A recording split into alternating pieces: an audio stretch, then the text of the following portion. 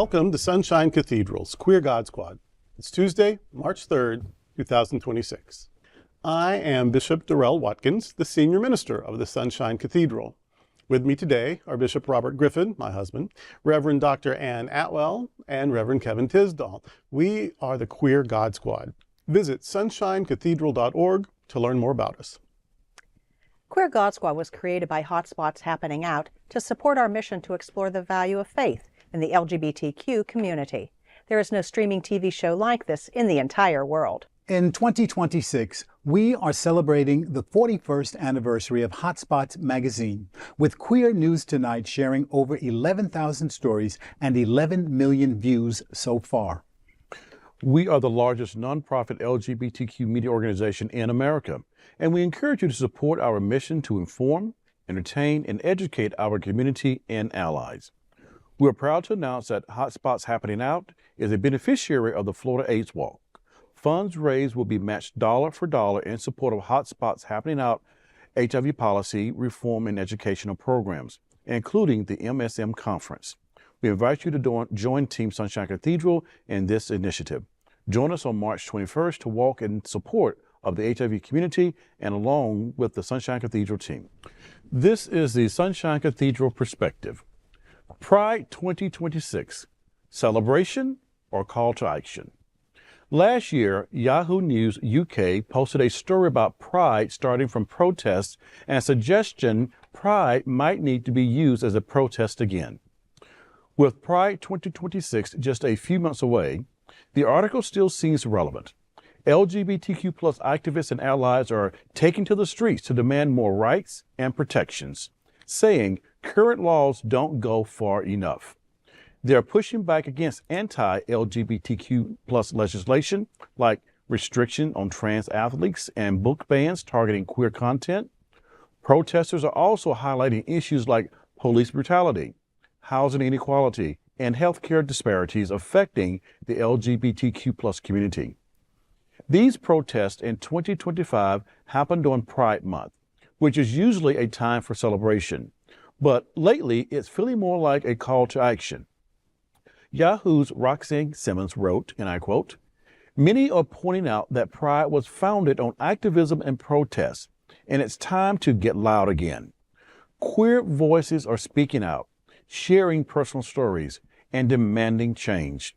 From LA to New York City, protesters are demanding policy changes like federal protection for LGBTQ plus individuals and more inclusive health care. It's a powerful reminder that the fight for equality isn't over, and it's getting louder and must get louder." There's that song, "Let's Get Loud." Here. I love Pride. I love everything that goes around Pride, and I love the fact that we're being reminded, probably more so than any time before, about why Pride is important. It's not the sin of Pride, but it is the pride by which we stand and live and breathe by, to remind ourselves of what we have overcome previously to where we are today. And the fight is not over. We have to continue to take to the streets, use our voices, use whatever means we have to remind people, especially those who want to legislate things against the LGBT community, healthcare, just basic freedoms, housing inequality. I mean, the whole 9 yards is there. And we just have to be reminded again that, maybe the fight that got started back in the 60s, we're in the streets in our heels and our skirts demanding our rights. We may be back to that time again to remind ourselves, we've gone through this before and we can do it again. And we specifically, I think, have to remind ourselves that we got to do it for those who are going to come behind us. We got to make it a little bit better, because right now times are tough. We've seen tougher and we lived through that. But we want to make this better for those who are going to come behind. They will have their own protests and own marches and their own stone walls to deal with. But right now, this is a reminder about our stone wall that we overcame once before, and we can do it again. I want you to, I want to get super religious for a moment. It is the Queer God Squad, but I want you to imagine a worship service, and what you're going to see is you're going to see some regalia. It may be choir robes, or it may be priest robes, or maybe a preaching gown, Protestant preaching gown or something. But you're going to see some fancy, some stuff you wouldn't see in the supermarket necessarily, right? And then, and you're going to hear music. And if it's Pentecostal church, you may see some dancing. If it's a Catholic church, you'll still see some choreography, you know, with the kneeling and the standing, then going forward and coming back. You're going to hear proclamation at a church, testimony, witness. There's going to be ritual. We're going to say this and do it this way. And now all of that, you're going to hear affirmation, you're going to have challenge. All of that is in a worship service, no matter what your religion. All of that happens at a pride parade. All of that happens at a pride block party. All of that happens at a tea dance that's designated to raise money for an important thing or whatever. That the pride celebrations is a sense of worship. It's worshiping the God in all of us, the good in all of us. And so you've got the ritual, you've got the affirmation, you've got the celebration, you've got the proclamation, you've got the doing things together. You know when to do a thing and when to stand, when to sit, when to yell, when to jump up, when to pull your top off, or whatever you have to pull off to get those beads, whatever. You know, and you participate in that. You participate in the flow. So if we think of this as not just politics and not just a fight for survival, but this is also spirituality. This mimics almost move for move a worship service in any tradition. Let's treat it that way, and see if that sort of dedication to it doesn't help us get the liberation and the freedom and the affirmation and the equality that we're fighting for. Right. You know, I've seen recently, just in the last few weeks, last month or so, about Pride celebrations being canceled because sponsors are pulling out. Disney. Yeah, exactly. We never had sponsors to begin with. Right? Well, We never had sponsors to begin with. In 1969, 1970, back in the day, there were no sponsors. It was just a group of people who stood up and said, you know what, we're going to march. We're going to march for our rights. We're going to do what we have. You're right. Yeah. Stonewall, sponsored by Acme Brick. Exactly. Yeah, we never had that. So you know what, you know, there's Disney, exactly, gay days. You know what? Okay, fine. You know, they didn't get the sponsors, they didn't get the money. If you want to go to Disney, go to Disney. If you want to go down to the beach, go to the beach. If you want to walk through your town, walk through your town. We never had sponsors to begin with. Yeah. So I don't get it. The commercialization of our liberation may be part of the problem. Slowed it down. I think it is. Yeah. Yeah. And I think that's the lesson that everybody's learning about progress. Yeah. It's not a straight line. It's a zigzagging line, and sometimes it turns itself back. Every single group in the world, but let's stay here in America for a moment. Every group in America has had its moment where it looked as though things were getting better.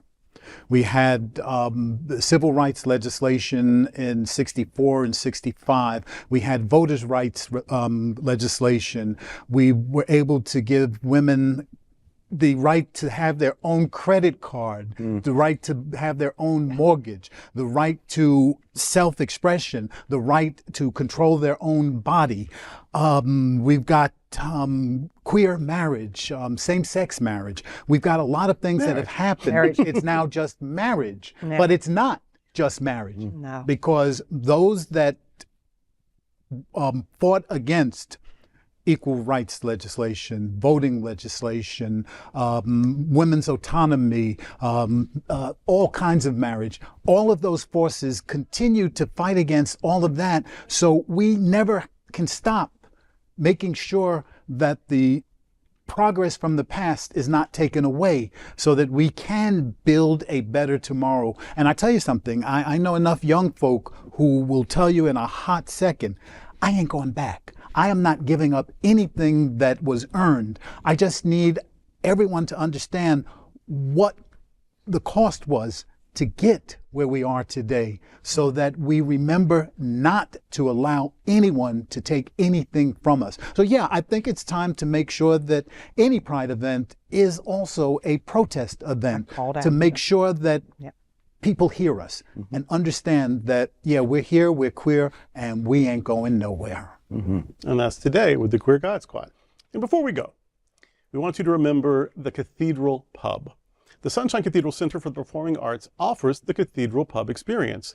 The Cathedral Pub offers performance attendees an inviting space to gather and connect with friends prior to the show, or a place to be while waiting for the doors to open. Guests enjoy live music, beverages, and appetizers in a comfortable meet and greet environment while they await the start of their performance. On show nights, the Cathedral Pub opens an hour before each performance and closes 15 minutes before it starts. Entry to the Cathedral Pub requires a separate purchase from your ticket seat. Got to cover your ticket seat, but then for the pub, you also have to have a pub ticket. And the link for those pub tickets can be found on the seat selection page. Be sure to purchase before checking out. There's a limited number of people who can get pub passes, so don't delay. Thank you for joining the Queer God Squad today. We are here daily at 3 p.m. to have some fun and to discuss what our LGBTQ community is talking about. Please like and share this and other episodes of the Queer God Squad. Sunshine Cathedral is the world's leading progressive queer church. Progressive, queer, and God are words that naturally should go together. Remember that we are all in this together. Also remember, you are God's miracle, not God's mistake. Until next time, we are the Queer God Squad.